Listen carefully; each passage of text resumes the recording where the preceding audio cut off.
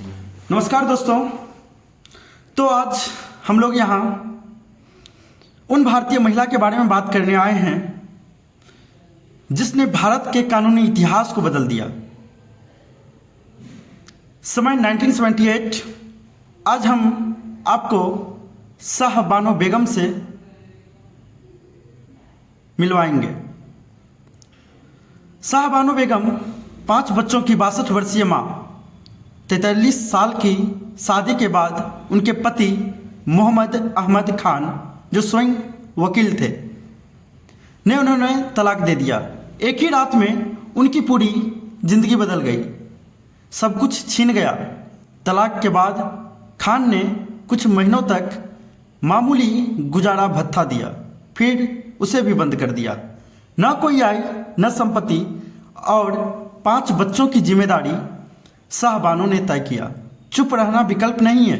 उनकी लड़ाई सिर्फ अपनी नहीं थी, वह जल्द ही भारत के कानूनी इतिहास का मोड़ बन गई। कानून से उम्मीद, मजबूरी में उन्होंने दंड प्रक्रिया संहिता CRPC 1973 की धारा 125 के तहत याचिका दायर की।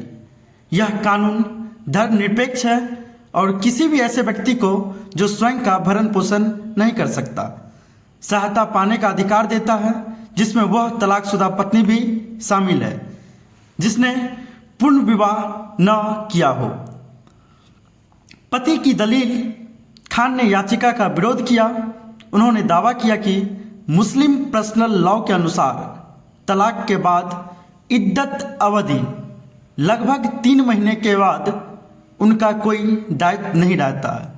उन्होंने कहा कि वह पहले ही दे चुके हैं। इद्दत अवधि का खर्च मेहर यानी कि दहेज राशि, और इसलिए अब उन्हें कुछ और नहीं देना चाहिए।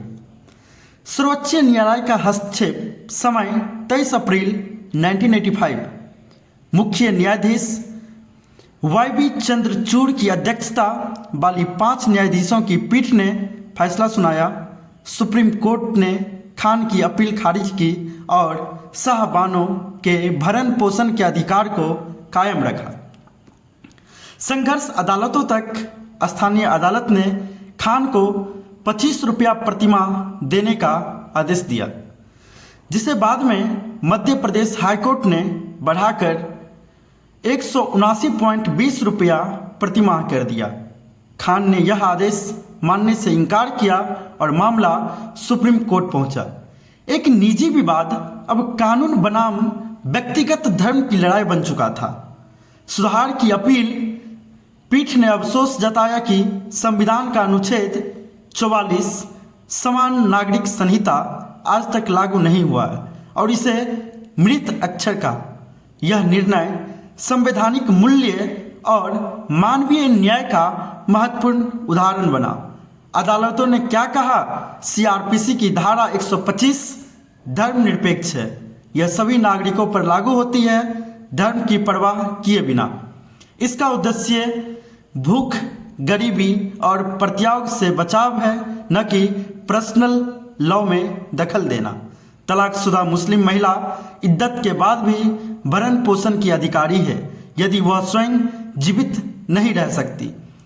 अदालत ने यहाँ तक कहा कि कुरान भी तलाकशुदा स्त्री के लिए आर्थिक सहायता का निर्देश देता है। विरोध और 1986 का कानून फैसले के बाद कट्टरपंथी समूहों ने भारी विरोध किया। राजनीतिक दबाव में सरकार ने मुस्लिम महिला अधिनियम 1986 पारित किया, जिसे महिलाओं के अधिकार के लिए पीछे की ओर कदम माना गया। शाह बानो की विरासत। शाह बानो मामला भारत में महिलाओं के न्याय संघर्ष का प्रतीक बन गया।